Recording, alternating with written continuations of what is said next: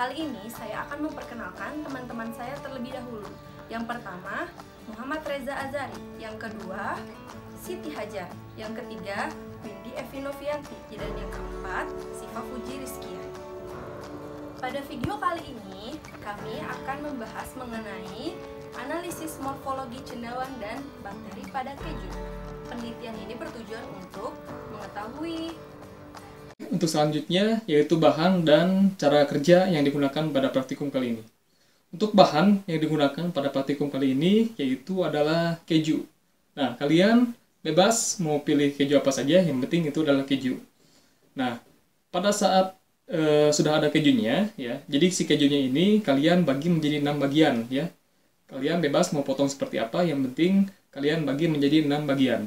Nah, kenapa kita bagi menjadi 6 bagian? Itu karena kita akan memberikan perlakuan yang berbeda-beda pada potongan keju tersebut. Nah, pada keju yang pertama, atau kita beri nama keju A, ya. Pada keju A ini kita berikan perlakuan kontrol. Nah, apa sih itu kontrol? Artinya keju tersebut tidak diapa-apakan. Lalu pada keju yang kedua, atau keju B, itu kita berikan perlakuan dengan mengusapkan keju tersebut pada laptop, ya. Kalau misalkan kalian tidak ada laptop di rumah, kalian bisa usapkan pada koin yang sering kalian gunakan.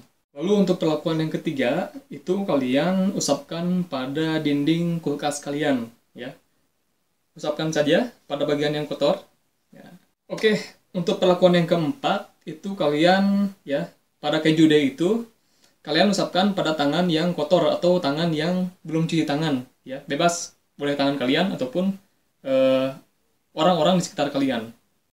Selanjutnya, untuk perlakuan yang kelima, yaitu pada keju E, yaitu kalian berikan perlakuan dengan mengusapkan keju tersebut pada tangan yang sudah cuci tangan menggunakan sabun. Dan yang terakhir, perlakuan yang kalian berikan pada keju F, yaitu kalian usapkan keju tersebut pada tangan yang sudah diberikan hand sanitizer. Nah, itu tadi adalah perlakuan-perlakuan yang diberikan pada keju pada praktikum kali ini. Oke, untuk selanjutnya yaitu cara kerja. Dan untuk cara kerjanya ini sendiri, ini sebetulnya sangat simpel dan bisa kalian lakukan dengan mudah. Yang pertama, kalian siapkan keju yang telah kalian berikan perlakuan tadi. Lalu setiap keju itu dimasukkan ke dalam kantong plastik bening yang berbeda. Lalu untuk plastiknya, kalian tutup rapat, ya. Kenapa harus ditutup rapat? Karena supaya tidak ada kontaminasi bakteri atau jamur dari luar selain dari perlakuan. Nah, kalian bisa lihat contohnya seperti ini, ya. Jadi kalian tutup rapat seperti ini.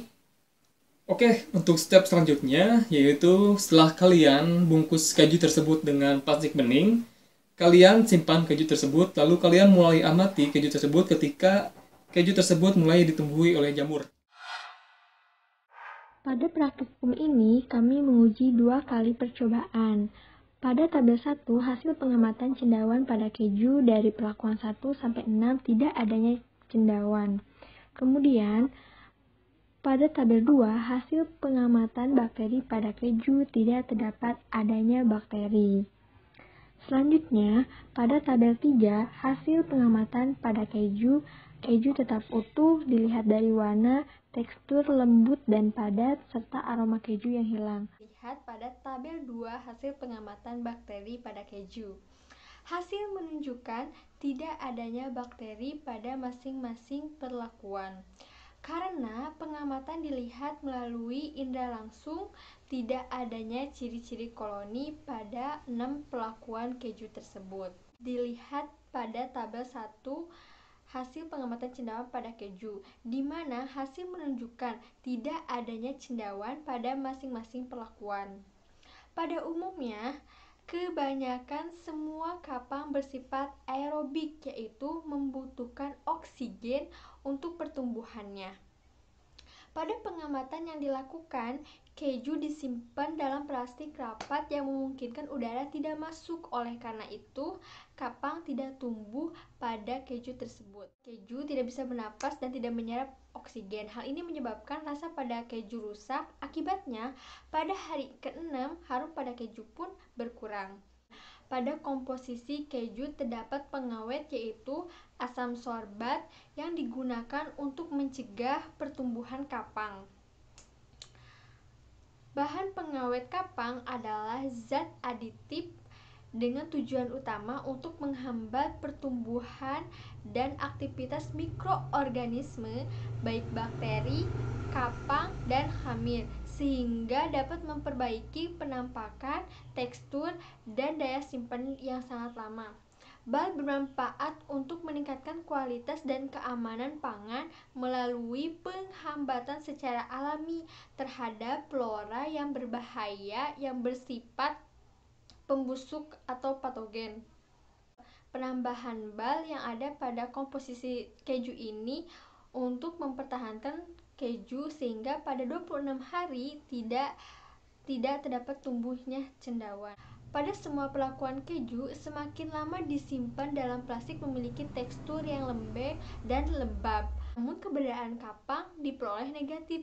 Ini memungkinkan karena pada proses pengolahan keju banyak ditambahkan bahan pengawet agar bisa bertahan lama. Segi morfologi keju yang diamati dari segi warna keju tidak menunjukkan perubahan karena pada penampakannya memiliki warna kuning cerah dan permukaannya mengkilat.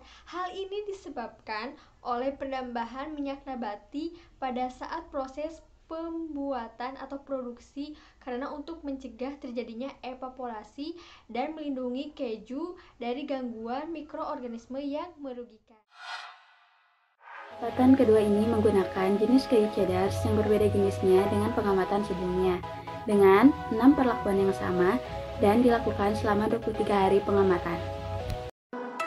Perubahan pada keju terjadi pada hari ke-10 pada perlakuan keju yang diusap pada dinding dan pintu kulkas.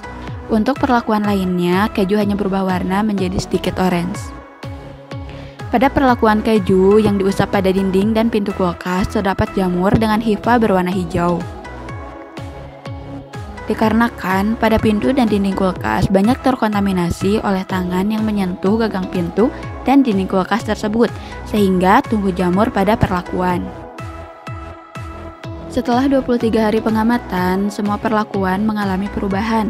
Kerusakan pada keju ditandai dengan berubahnya warna, bau tidak sedap, berair, dan berjamur. Pada kontrol, keju berwarna kuning dan terdapat warna hitam. Juga terdapat jamur yang berwarna putih yang lumayan banyak. Pada perlakuan, keju yang diusap pada keyboard laptop terdapat hifa jamur yang lebih panjang daripada kontrol.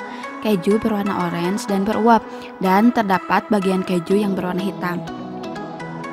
Pada perlakuan keju yang diusap pada gagang pintu dan dinding kulkas, terdapat lebih sedikit mengandung air dan sedikit mengkerut, dan juga terdapat banyak jamur berwarna putih dan warna hijau yang lebih sedikit.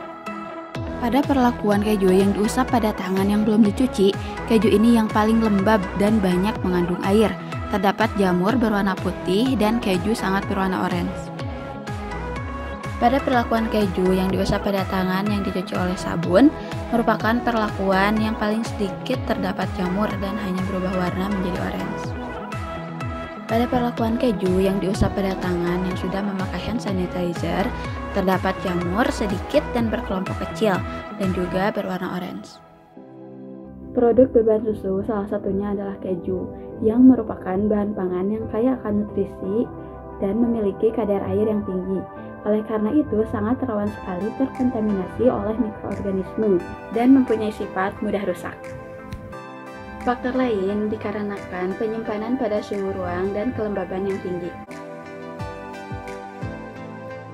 Kelembaban yang tinggi sangat berpengaruh terhadap kerusakan pada keju, karena keju akan menyerap uap air di udara. Dapat disimpulkan bahwa percobaan 1 pada cemaran bakteri dan cendawan, hasil menunjukkan tidak adanya bakteri maupun cendawan pada masing-masing perlakuan. Karena pengamatan dilihat indera langsung dan tidak adanya ciri-ciri koloni.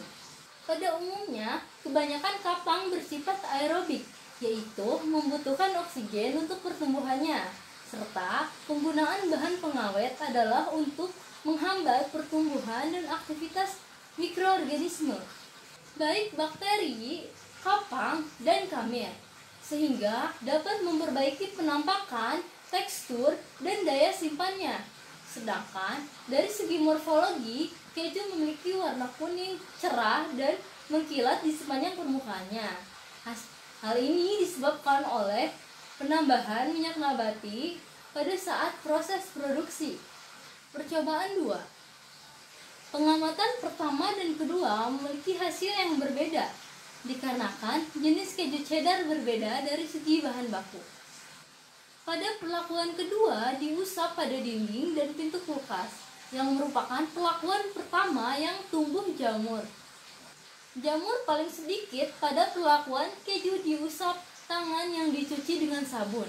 Keju yang paling lembab dan berair pada perlakuan keju diusap pada tangan yang belum dicuci. Penyimpanan pada suhu ruang dan kelembapan sangat berpengaruh terhadap pertumbuhan mikroorganisme seperti jamur. Dan benda-benda yang sering disentuh tangan bisa terkontaminasi atau kontaminasi keju pada perlakuan jenis jamur pada perlakuan memiliki warna hijau dan putih. Terima kasih yang sudah nonton. Semoga video ini bermanfaat buat kalian semua. Jangan lupa di like dan di subscribe. Assalamualaikum.